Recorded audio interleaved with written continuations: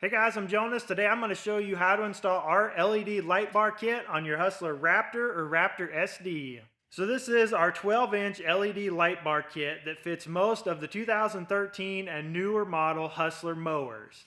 Now we've got a video out already on how to install these light kits on the new Raptor X's and XDs, as well as the 2015 and newer Hustler Fastrak. So I'll leave a link to those videos in the description down below. This is a 12-inch 90-watt wide-angle light bar. So what that means is this light bar has lights on the end of it too. So that really helps open up the area that this light is going to light up in front of you. So this is going to give you a lot more light than what some of the other light bars you see out there will.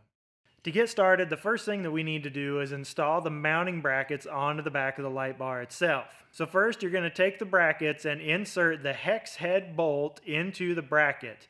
Then we can install the bracket onto the light itself. You're going to be using the small Allen head screws with a washer on them and install that into the nut that's already inserted into the back of the light.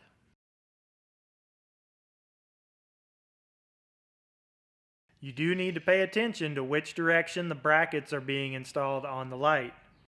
Next, we're going to be using a 9/16 wrench and socket to remove the two bolts and nuts from the front foot pan. We will not be reusing those nuts or bolts. Now you're going to want to slide the brackets around on the light as needed to line them up with the two holes that we just removed the bolts from. Once you have the light rotated back as far as it'll go and centered in the two brackets, you can carefully remove it from the machine and use the Allen head wrench provided in the kit to tighten down the 4 Allen head screws.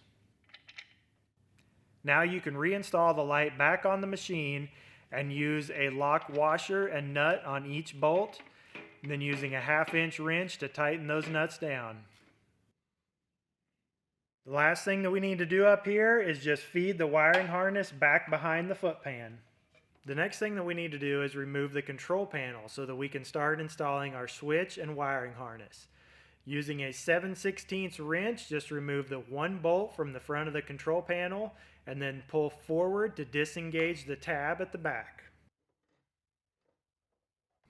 These control panels already have a hole cut out in the metal to install these switches in that's just covered by a sticker. So all you need to do is use a razor knife to remove that sticker so that we can install our switch.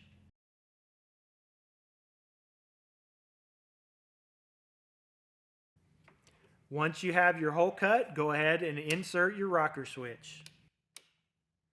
Now you need to unplug your main wiring harness from the back of the ignition switch and plug it into our wiring harness. Then connect our wiring harness to the back of your ignition switch. Then you'll have 2 spade connectors you need to plug into the back of your light switch. It doesn't matter which one goes where, these are reversible. Next, you need to run your wiring harness down and along the frame rail of the machine. Then connect it to the light bar and use the zip ties provided in the kit to secure the wiring harness away from any moving parts. Now we can reinstall our control panel. To test your light, you need to have the key in the on position for your light to work. Now you will notice that this light is pointed down at about a 30-degree angle, and this is as far back as you can rotate this light with the way that these brackets are. But that's okay. When you're mowing at only 5 or 6 miles an hour, you don't need to be able to see 100 yards out in front of you. What you need to be able to see is what's right in front of the machine that you're actually mowing, and these lights do a great job of lighting that area up. Now we do have these light kits available on our website at powerequipmentman.com. There's a link in the description down below. If you guys got some good value out of this video, please hit that thumbs up button. Consider subscribing. Thanks for watching. Have a great day.